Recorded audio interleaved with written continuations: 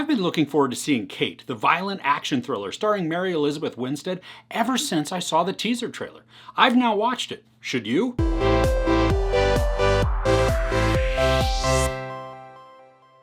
After she's poisoned, a ruthless criminal operative has less than 24 hours to exact revenge on her enemies and in the process forms an unexpected bond with the daughter of one of her past victims. So Mary Elizabeth Winstead is in the title role. She's a trained killer who feels that she's reached the end of her career and she wants to retire after she finishes her final job. She becomes poisoned and then she goes on this revenge spree to take out those responsible. If you want ultra-violent and some insane kills, you're going to enjoy a lot of this. The special effects that are used for wounds and deaths are impressive and really gory. Now, while I was a little shocked at first by the violence, it does fit with the tone of the story, so it's paired well with the narrative. I had fun with one of the opening action sequences because it has a bit of a speed racer feel with anime flair. There are bright neon colors everywhere as we go on a chase through the city. I thought it was a pretty exciting way to introduce a lot of the action, but I really wanted it to go on longer. Because of the poison, the deadline gives a great deal of urgency to Kate's actions, and I like how her condition gives her nothing to lose, which then in turn makes a deadly assassin all the more dangerous. She's got something like 5 hours before she succumbs, so the bulk of the story takes place in the span of just one night. Now, I mentioned this is ultra-violent, and I enjoyed the camera work, especially during the fight scenes.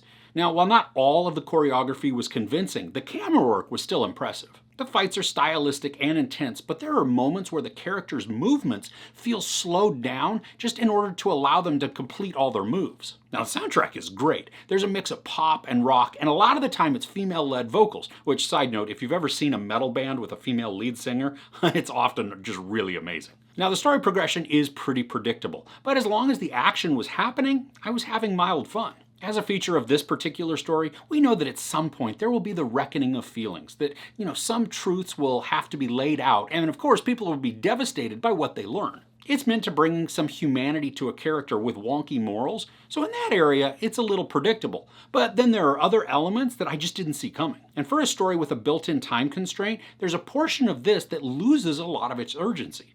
The pacing slows down for a dramatic effect, but it does lessen the overall impact just a bit in the process. I like the heart that is infused into the narrative. There's emotion that comes into play. It's just a natural course of the story, but I didn't ever feel fully sympathetic towards Kate. I mean, really, she's an anti-hero. So at the end of the day, she's a bad person who happens to have a redemptive moment. And I do appreciate that quest for redemption. It's a humanizing journey that can endear the character to us if the story allows.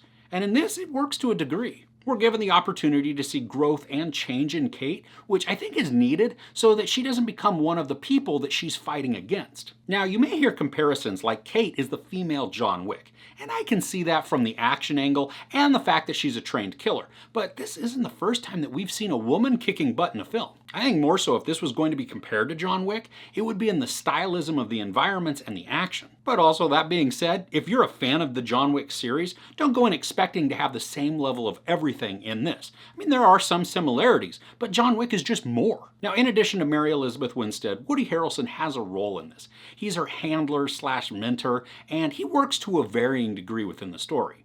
At first, he's not on screen much, and then when he is, he's just sort of there.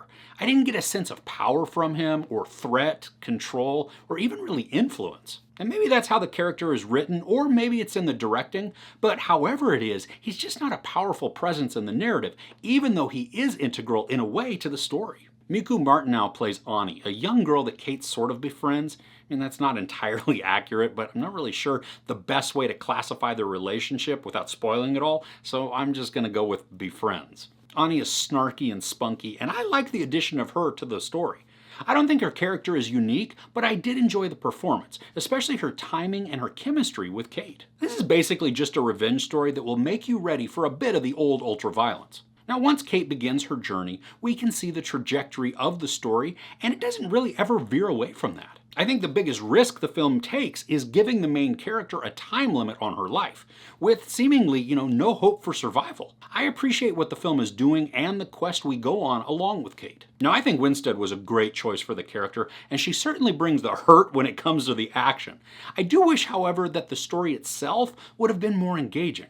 Like I said before, when the action is happening, I'm invested in having a good time.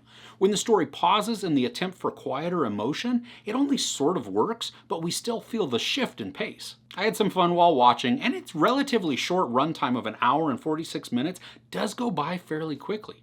I just don't think it's memorable, and it's not enough to have me coming back for more. There's sex but no nudity, a lot of profanity, and a massive helping of crazy and bloody violence. I give Kate 2.5 out of 5 couches. What's your go-to action film if you want to get the adrenaline pumping?